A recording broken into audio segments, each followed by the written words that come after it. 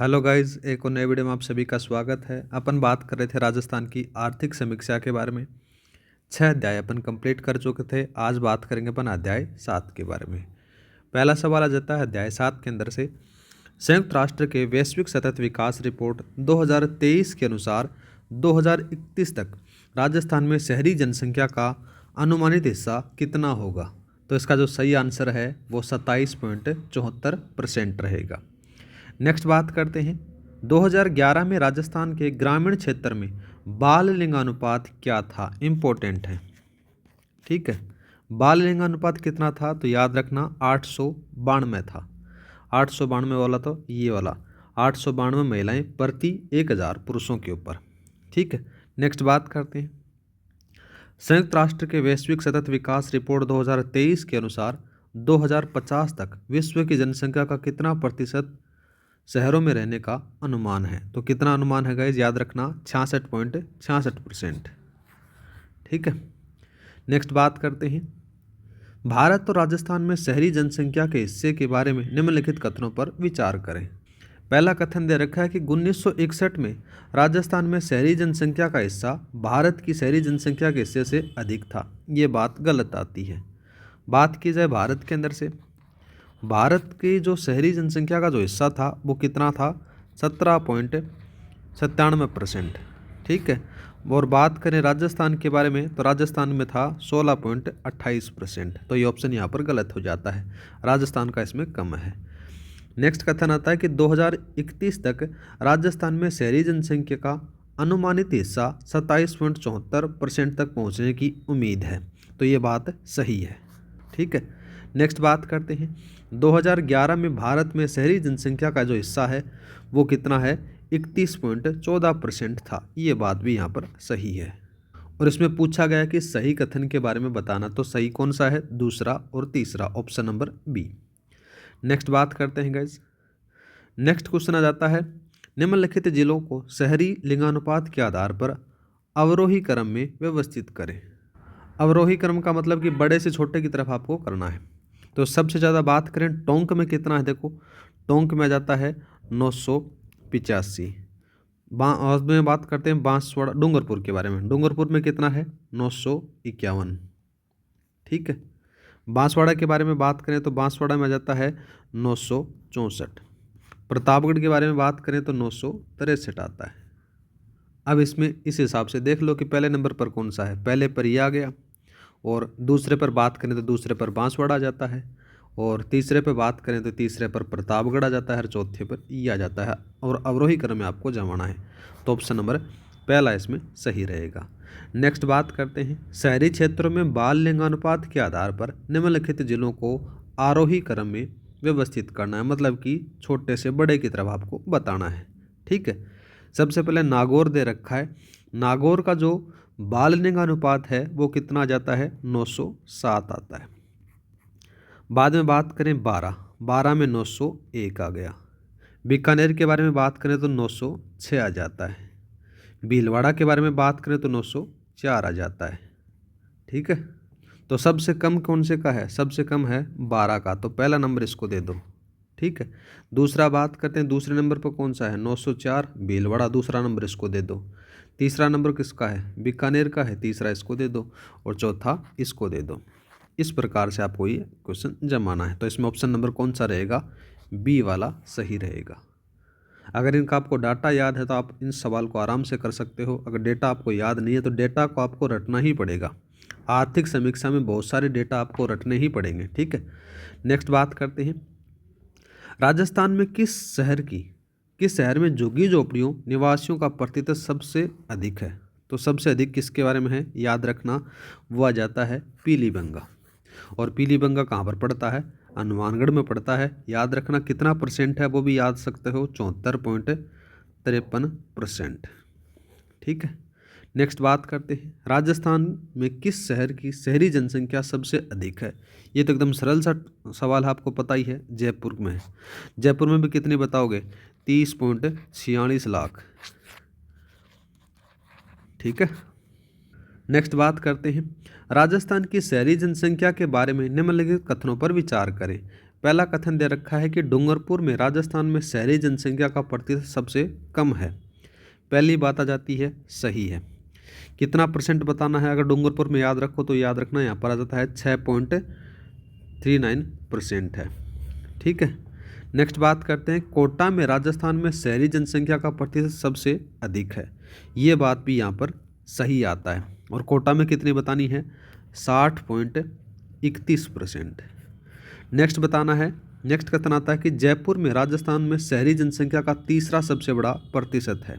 ठीक है, ये बात यहाँ पर गलत आ जाती है। तीसरे स्थान पर नहीं है जयपुर, जयपुर है दूसरे स्थान पर है, दूसरे स्थान पर है। पहले पर तो कोटा है, ये आपको पता ही है। तो इसमें पूछा कौन सा है, सही कथन के बारे में बताना है, तो सही कथन कौन सा है, पहला और दूसरा, ऑप्शन नंबर ए इसमें सही रहेगा। नेक्स्ट बात करते हैं, राजस्थान में रियल एस्टेट अधिनियम 2016 के प्रावधान कब लागू होते हैं। ये 2017 में होते हैं और 1 मई 2017 को ये प्रावधान लागू हो जाते हैं। नेक्स्ट क्वेश्चन दे रखा है कि राजस्थान में रियल एस्टेट नियामक प्राधिकरण के बारे में निम्नलिखित कथनों पर विचार करना है। पहला कथन क्या दे रखा है कि रेसा का वेब पोर्टल 1 जून 2017 को चालू हुआ। ठीक बात आती है। दूसरा बात करते हैं, राजस्थान सरकार ने रियल एस्टेट नियम है वो 2017 को अधिसूचित किया था। तो ये बात भी यहाँ पर सही आती है। और कब किया था वो भी आ सकते हो, 1 मई 2017 को। ठीक है, तीसरा जो कथन आता है कि रेसा और रियल एस्टेट अपीलीय न्यायाधिकरण का गठन 1 मई 2017 को हुआ था। तो ये बात गलत आती है। गठन कब हुआ था, तो याद रखना 6 मार्च 2019 को होता है, 2017 में नहीं होता है। तो इसमें कथन कौन सा पूछा गया, सही कथन पूछा गया है। तो पहला और दूसरा अपने दोनों के कथन सही हैं, ऑप्शन नंबर ए। नेक्स्ट बात करते हैं, राजस्थान के कौन से शहर राष्ट्रीय राजधानी क्षेत्र एनसीआर के काउंटर मैग्नेट शहरों के रूप में जाने जाते हैं। तो वो 2 जिले आते हैं, कौन कौन से हैं गाइज, तो वो याद रखना, कोटा और जयपुर आते हैं। ठीक है, ऑप्शन नंबर ए। नेक्स्ट बात करते हैं, स्मार्ट सिटी मिशन किस वर्ष शुरू किया गया। तो स्मार्ट सिटी जो मिशन है ये 2015 में स्टार्ट किया जाता है। स्मार्ट सिटी मिशन जून में स्टार्ट होता है। कब होता है, जून 2015 से शुरू किया जाता है। राजस्थान के जो राजस्थान राज्य है उसमें जयपुर, उदयपुर, कोटा, अजमेर शहरों का चयन किया गया। कौन कौन से, याद रखना इनके बारे में। एक तो आ जाता है जयपुर, दूसरा बात करें तो दूसरा कौन सा जाता है, उदयपुर आ जाता है, तीसरा बात करें तो कोटा आ जाता है, और चौथा बात करें तो अजमेर आ जाता है। इन शहरों का चयन किया गया था स्मार्ट सिटी के लिए। नेक्स्ट बात करते हैं गाइज, नेक्स्ट क्वेश्चन आता है कि Amrut Atal mission for rejuvenation and urban transformation mission का मुख्य उद्देश्य क्या है। इसका जो मुख्य उद्देश्य आ जाता है सीवरेज नेटवर्क, वर्षा जल निकासी, पीने का पानी जैसी सुविधाएं प्रदान करना है। ठीक है, नेक्स्ट बात करते हैं, नेक्स्ट आता है कि केंद्र सरकार द्वारा राजीव गांधी आवास योजना रे की परियोजना को किस मिशन के अंतर्गत समाहित किया गया है। तो किस केंद्र से समाहित किया गया है, सबके लिए आवास केंद्र से इसको शामिल किया गया है। रे परियोजना में सबके लिए आवास मिशन के अंतर्गत समाहित कर दिया गया, जिसका मुख्य उद्देश्य होता है कि झुग्गी झोपड़ी मुक्त शहर बनाना। ठीक है, नेक्स्ट बात करते हैं, टाउन प्लानिंग विभाग द्वारा तैयार की गई मास्टर प्लान के बारे में निम्नलिखित कथनों पर आपको विचार करना है। पहला जो कथन दे रखा है गाइज, पहला कथन दे रखा है कि 191 नगरपालिका शहरों को मास्टर प्लान तैयार किए गए हैं और सरकार द्वारा स्वीकृत किए गए हैं। ठीक बात आती है। दूसरा बात करते हैं, मास्टर प्लान 10 साल की अवधि के लिए विकास का दृष्टिकोण और कानूनी ढांचा प्रदान करता है। ये बात यहाँ पर गलत आती है। ये 10 साल के लिए न होकर 20 साल के लिए है। कितना साल के लिए है, 20 साल के लिए। नेक्स्ट बात करते हैं, सभी 279 नगरपालिका शहरों को मास्टर प्लान तैयार किए गए हैं। ये बात भी यहाँ पर गलत आती है। केवल 191 नगरपालिका शहरों को ही मास्टर प्लान तैयार किए गए हैं। तो इसमें से कौन सा पूछा गया कि सही कथन के बारे में बताना, तो ऑप्शन नंबर ए इसमें सही रहेगा। ठीक है, नेक्स्ट बात करते हैं गाइज, दीनदयाल अंत्योदय योजना के बारे में निम्नलिखित कथनों पर विचार करें। अगर आपको ये योजना आती है तो आप इसके सारे सवाल हल कर सकते हो। योजना नहीं आती है, योजना कब शुरू हुई वगैरह वगैरह, वो सारी चीज़ें आपको पढ़नी पड़ेंगी, तभी आप इस सवाल को हल करोगे। तो पहला कथन दे रखा है, इसे 2000 213 शहरी स्थानीय निकायों पर लागू किया गया है। ठीक बात आती है। यह स्वर्ण जयंती शहर रोजगार योजना और राष्ट्रीय शहरी आजीविका मिशन का पुनर्गठित संस्करण है। ये बात भी यहाँ पर सही आती है। इसका उद्देश्य आर्थिक रूप से कमजोर वर्गों को किफ़ायती आवास प्रदान करना। ये बात यहाँ पर गलत आती है।